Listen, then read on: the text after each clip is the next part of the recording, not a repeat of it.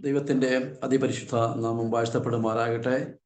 ഈ സമയത്ത് കർത്താവിൻ്റെ ദൈവം നൽകിയ നല്ല അവസരത്തിനായി ഞാൻ ദൈവത്തെ സ്തുതിക്കുകയും കർത്താവിനെ വാഴ്ത്തുകയും ചെയ്യുന്നു. അരോമ ടി വിയുടെ പ്രേക്ഷകരിലൂടെ കർത്താവിൻ്റെ നാമം മുഹൂർത്തപ്പെടുത്തുവാൻ ദൈവമായ കർത്താവ് സഹായിച്ചതിനായി ദൈവത്തെ സ്തുതിക്കുന്നു. അതിനുവേണ്ടി സാഹചര്യം ഒരുക്കി തന്ന ഈ അരോമ ടി വിയുടെ പ്രവർത്തകർക്ക് എൻ്റെ നന്ദി അറിയിക്കുന്നു. അതോടൊപ്പം ദൈവത്തിനും അധികമായി നന്ദി അർപ്പിക്കുന്നു. കർത്താവിൻ്റെ ദൈവം എൻ്റെ ജീവിതത്തിൽ ചെയ്ത നന്മകളെക്കുറിച്ചും അല്ലെങ്കിൽ ദൈവം കഴിഞ്ഞ നാളുകളിൽ നടത്തിയ വിധങ്ങളെക്കുറിച്ചും ഒരു സാക്ഷിയായി നിങ്ങളുടെ മുൻപിൽ ഞാൻ എൻ്റെ സാക്ഷ്യം പറയുവാനായിട്ട് ആഗ്രഹിക്കുന്നു. ആദ്യമായി ഞാൻ എന്നെ സ്വയം പരിചയപ്പെടുത്തുവാനായിട്ട് ആഗ്രഹിക്കുന്നത്, എൻ്റെ പേര് പാസ്റ്റർ CP രാജു. സ്വന്തം സ്ഥലം കേരളത്തിലെ കോട്ടയം ജില്ലയിലെ കടുത്തുരുത്തി എന്ന് പറയുന്ന സ്ഥലത്താണ്. 1965 ജനുവരി മാസം 3-ാം തീയതിയാണ് എൻ്റെ ജനനത്തീയതിയായി ബുക്കിൽ രേഖപ്പെടുത്തിയിരിക്കുന്നത്. അതിനാൽ ഞാൻ ദൈവത്തെ സ്തുതിക്കുന്നു. ഒരു യാഥാസ്ഥിതിക പെന്തക്കോസ്ത് കുടുംബം, അല്ലെങ്കിൽ ഒരു 3-4 തലമുറയായി പെന്തക്കോസ്തിൻ്റെ കുടുംബത്തിൽ ജനിച്ചു വളർത്തപ്പെട്ട എനിക്ക് വളർത്തപ്പെടുവാൻ ദൈവമായ കർത്താവ് ഒരു സാവകാശം ഒരുക്കി തന്നതിനായി തന്നു.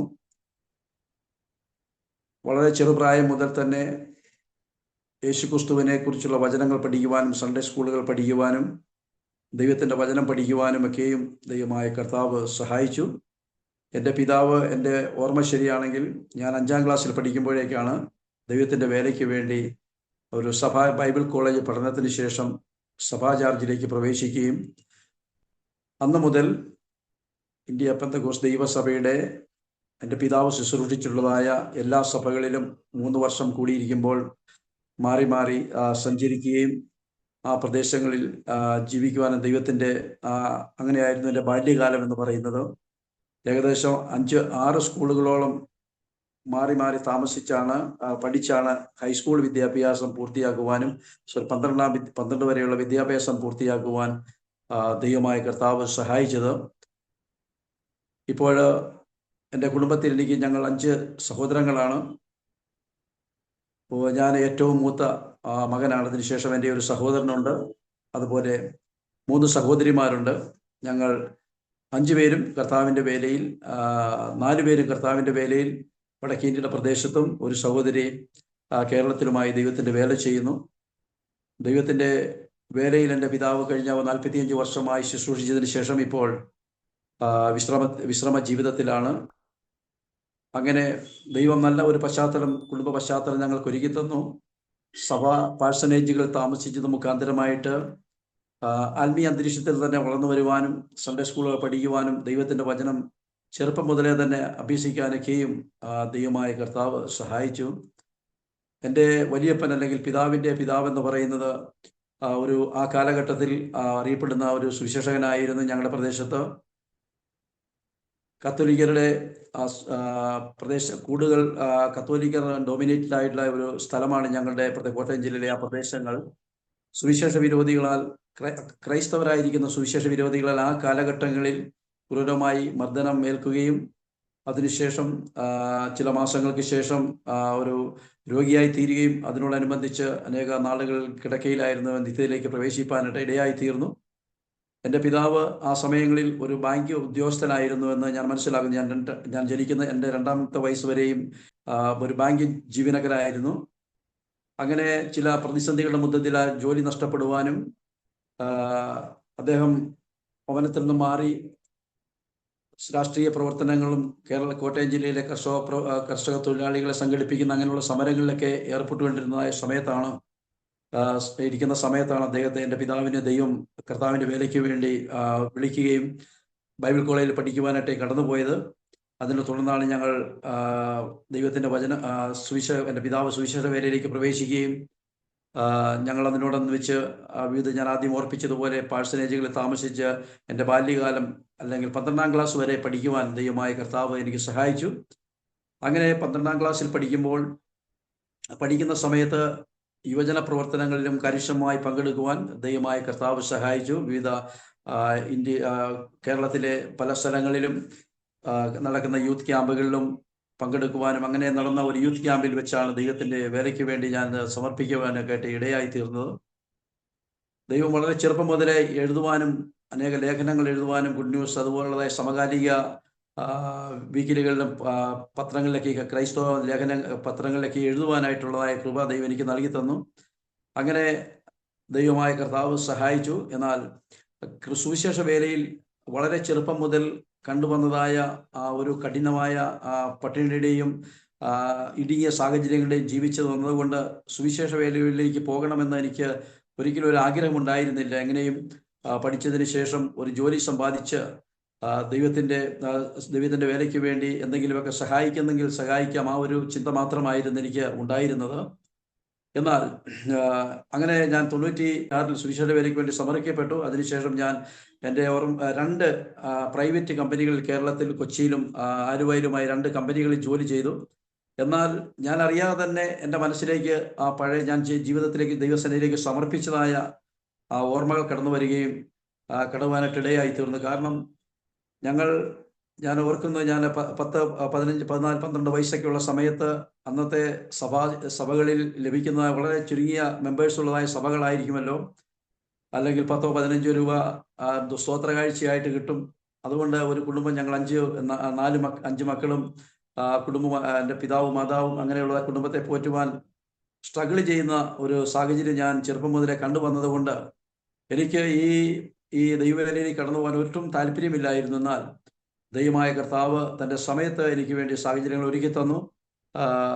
അങ്ങനെ വളരെ പട്ടിണിയുടെയും പ്രതിസന്ധികളുടെയും മധ്യത്തിലാണ് ഞാൻ ആ കാലഘട്ടങ്ങളിൽ വളർന്നുകൊണ്ട് ഒരു തരത്തിലുള്ളതായ ദൈവസഭയിൽ നിന്നും അകന്ന് യൗവനകാലത്തിൽ ദൈവത്തിൽ നിന്ന് അകന്നു പോകുന്ന ഒരു സാഹചര്യമുണ്ടായി. എന്നാൽ മാതാപിതാക്കന്മാരുടെ പ്രാർത്ഥനയും നമ്മുടെ ആത്മീയ ചുറ്റുപാടുകൾ മുഖാന്തരമായി ദൈവമായ കർത്താവ് എന്നെ സഹായിച്ചു.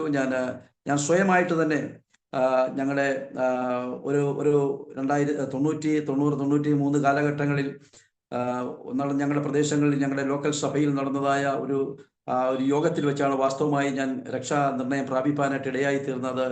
1993 86 കാര്യമാണ് ഞാൻ ഈ പറയുന്നത്. 93 ഞാൻ ബൈബിൾ കോളേജിൽ കടന്നു പോയത്. 86 ഞാൻ രക്ഷാനിർണയം പ്രാപിക്കാനുള്ള പ്രധാനപ്പെട്ട കാരണം, ഞങ്ങൾ ഒരു പുതിയതായിട്ട് ഒരു സഭയിലേക്ക് കടന്നു ചെന്നപ്പോൾ ആ സഭയിൽ ഏകദേശം ഒരു വർഷങ്ങളായി വളരെ പുരാണമായിട്ടുള്ള ഒരു സഭയാണത്. പിതാവിന് അങ്ങോട്ട് സ്ഥലമാറ്റം ലഭിച്ച് അവിടെ കടന്നു ചെന്നതിന് ശേഷം ഏകദേശം അവിടെ നിന്ന് 3-4 ഭവനങ്ങൾ മാത്രമുള്ളതായ ഒരു ചെറിയ സഭയായിരുന്നു. സ്വന്തമായി ആരാധനാലയം ഉണ്ടെങ്കിൽ പോലും അങ്ങനെ ഒരു സഭയായിരുന്നു. എന്നാൽ വളരെ പ്രാർത്ഥിക്കുകയും അനേക ദൈവദാസന്മാരെ ബൈബിൾ കോളേജിൻ്റെ പിതാവിൻ്റെ ഫ്രണ്ട് സർക്കിളിലുള്ളതായ ബൈബിൾ സ്കൂളിൽ പഠിച്ചതായ അനേക ദൈവദാസന്മാർ ആ പ്രദേശങ്ങളിലേക്ക് കടന്നു വരികയും സംസാരിക്കുകയും ദൈവത്തിൻ്റെ വേല ചെയ്യുകയും 20 ദിവസം അങ്ങനെയുള്ള ഉപവാസ പ്രാർത്ഥന ലഗാത്ത തുടർമാനമായിട്ട് നടക്കുകയും അങ്ങനെ ഒരു രാത്രി യോഗത്തിൽ കർത്താവിൻ്റെ ഒരു വിലപ്പെട്ട ദാസൻ ദൈവത്തിൻ്റെ വചനത്തിൽ നിന്നും സംസാരിക്കുകയും ഞാൻ എൻ്റെ ജീവിതത്തെ സമർപ്പിക്കുവാനായിട്ട് ആ യോഗങ്ങളിൽ ആദ്യോടൊന്നും ദൈവം എനിക്ക് ഇടയാക്കി തീർന്നു. വളരെ അനുഗ്രഹിക്കപ്പെടുവാൻ ഇടയായി തീർന്നാൽ ആ യോഗത്തിൻ്റെ ഒരു പ്രത്യേക ഒരു ഉണർവ് യോഗത്തിൻ്റെ അവസാന സമയത്ത് അനേക ആളുകൾ സ്നാനപ്പെടുവാനായിട്ട് സമർപ്പിച്ചുവെങ്കിലും എനിക്ക് സ്നാനപ്പെടുവാൻ താല്പര്യമില്ലായിരുന്നു. കാരണം എങ്ങനെ മുൻപോട്ട് ജീവിക്കാൻ കഴിയുമോ, സ്നാനപ്പെട്ട് കഴിഞ്ഞാൽ അതുപോലെ ജീവിപ്പാൻ കഴിയുമോ എന്നുള്ളതായ ഒരു ആശങ്ക ഉണ്ടായിരുന്നത് കൊണ്ട് ഒരിക്കലും ഞാൻ സ്നാനപ്പെടുവാൻ താല്പര്യപ്പെട്ടിരുന്നാൽ അന്ന് രാത്രി ശുശ്രൂഷിച്ച ദൈവത്തിൻ്റെ ദാസൻ രാത്രി ആളുകളെല്ലാം പോയി കഴിഞ്ഞപ്പോൾ എൻ്റെ അടുത്ത് വന്നിട്ട് വളരെ വ്യക്തിപരമായിട്ട് എന്നോട് ചോദിച്ചു, സ്നാനപ്പെടുന്നില്ലേ എന്ന് ചോദിച്ചു. അത് ഒരു വലിയ അദ്ദേഹം എന്നോട് ചോദിച്ച ആ ചോദ്യം എൻ്റെ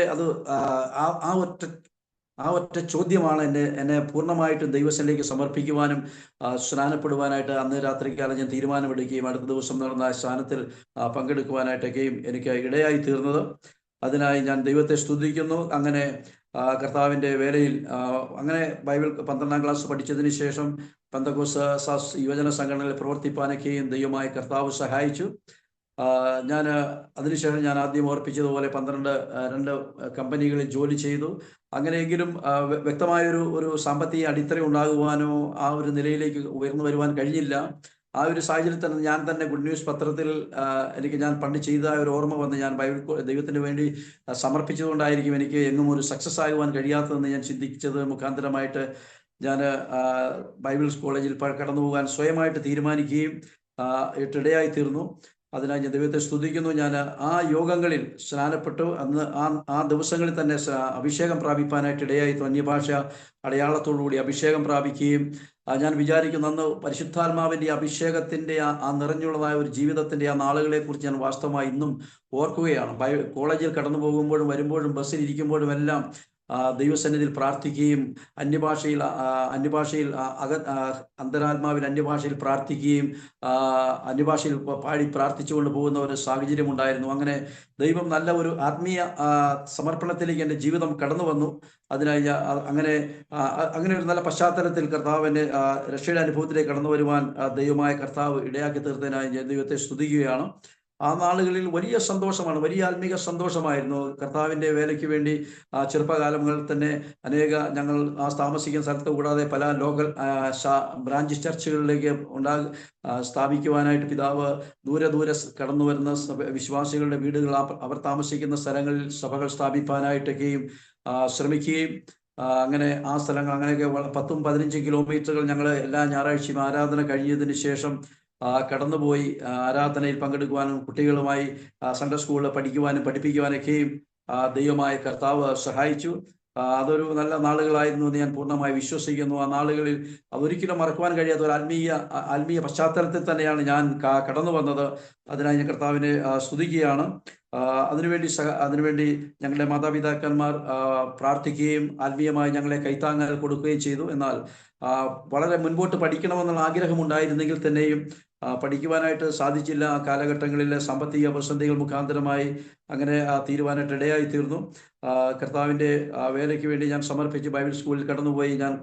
എനിക്ക് ഒരൊറ്റ ആഗ്രഹമുണ്ടായിരുന്നുള്ളൂ, കേരളത്തിലല്ല വടക്കേനിയിൽ തന്നെ വേല ചെയ്യണം. കാരണം ഞാൻ ദൈവത്തിൻ്റെ വേലയ്ക്ക് വേണ്ടി സമർപ്പിച്ച ആ ദൈവദാസൻ എൻ്റെ മെസ്സേജ് ഞാൻ കേട്ടപ്പോൾ വടക്കേനിയിലെ വേലയ്ക്ക് വേണ്ടി സുവിശേഷ വേല മിഷണറി പ്രവർത്തനങ്ങൾക്ക് വേണ്ടി ആളുകളുടെ ആവശ്യകതയെക്കുറിച്ച് അദ്ദേഹം സംസാരിക്കാനായിട്ട് ഇടയായി തീർന്നു. അപ്പോൾ അന്ന് ഞാൻ തീരുമാനിച്ചു, തീർച്ചയായിട്ടും ദൈവത്തിൻ്റെ വേലയ്ക്ക് വേണ്ടി ചെയ്യുന്നെങ്കിൽ കേരളത്തിൽ നിൽക്കുകയില്ല, അതുപോലെ വടക്കേനിയിലേക്ക് കടന്നു പോയിട്ട് ദൈവത്തിൻ്റെ വേല ചെയ്യണം എന്നുള്ള താല്പര്യത്തിലായിരുന്നു ഞാൻ സമർപ്പിച്ചത്. അങ്ങനെ ഞാൻ ഹരിയാനയിൽ ഗ്രേസ് ബൈബിൾ കോളേജിൽ കടന്നുപോയി ദൈവത്തിൻ്റെ വചനം പഠിക്കുവാനും 3 വർഷക്കാലം അവിടെ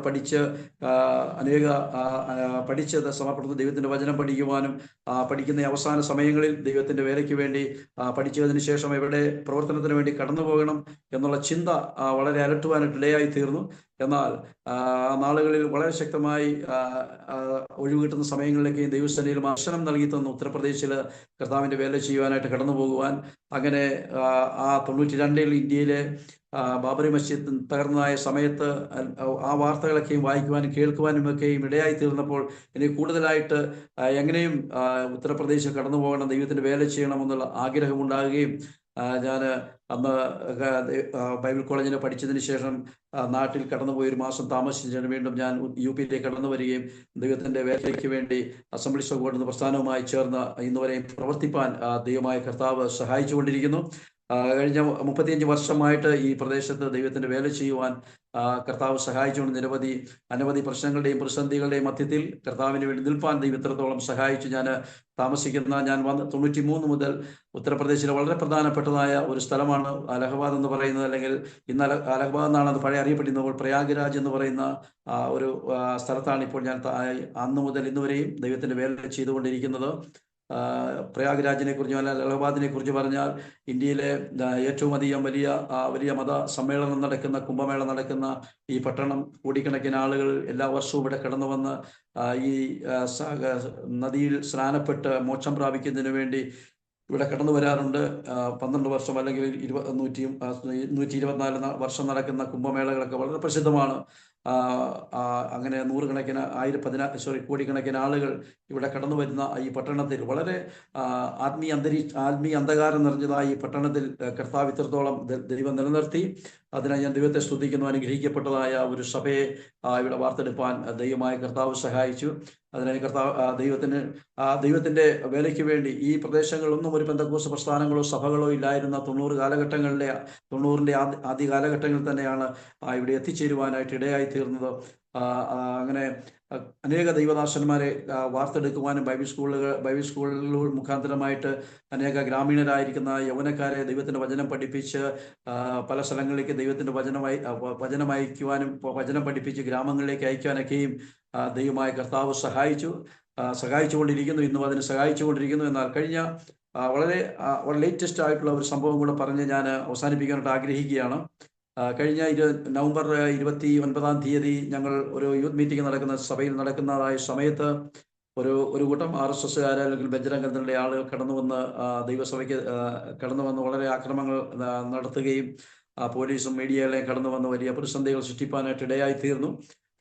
അന്ന് എന്നെയും മറ്റൊരു സഹോദരനെയും കൂടെ പോലീസ് സ്റ്റേഷനിൽ കൊണ്ട് അന്ന് രാത്രിയും പിറ്റേ ദിവസം പകൽ മുഴുവൻ ഇരുത്തിയതിനു ശേഷം അടുത്ത ഒരു ദിവസം മജിസ്ട്രേറ്റിന് മുന്നിൽ ഹാജരാക്കുകയും അന്ന് രാത്രി ഞങ്ങളെ ജയിലിൽ അയക്കാൻ ഇടയായിത്തീർന്നു. 3 ആഴ്ചക്കാലം ജയിലിലായിരുന്നു.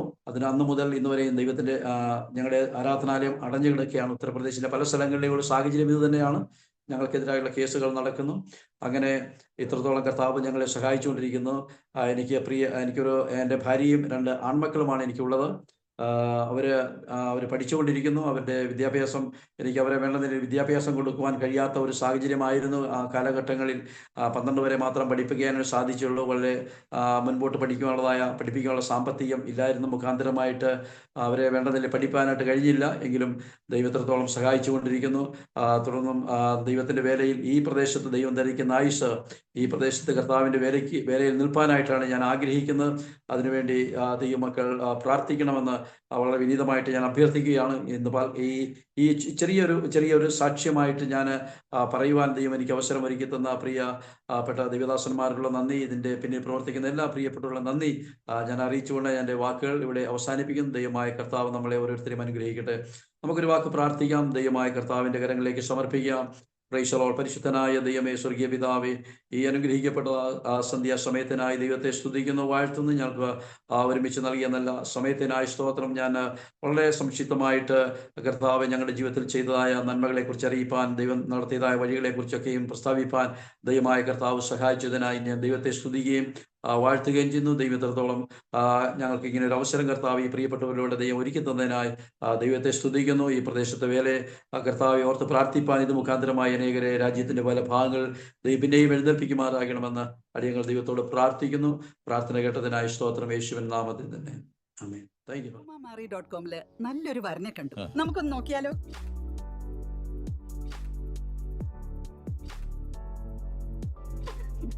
എന്തായാലും നമ്മൾ അറോമ മാറി തിരഞ്ഞെടുത്തത് ശരിയായ തീരുമാനമായിരുന്നു.